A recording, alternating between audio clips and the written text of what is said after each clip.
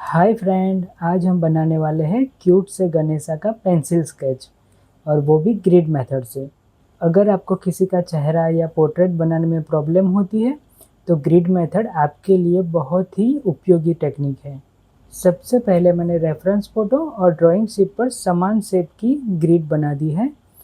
अब मैं एक एक बॉक्स को ध्यान से देखकर गणेशा के चेहरे में डिटेल कर रहा हूँ। मैं वीडियो में ड्राइंग अच्छे से दिखे इसलिए थोड़ा ड्राइंग को डार्क कर रहा हूँ, मगर आप जब भी ड्रॉ करो तो थोड़ा ड्राइंग को लाइट करना ताकि गलती होने पर आसानी से मिटाया जा सके। अब मैं धीरे धीरे लाइन को पूरा कर रहा हूँ।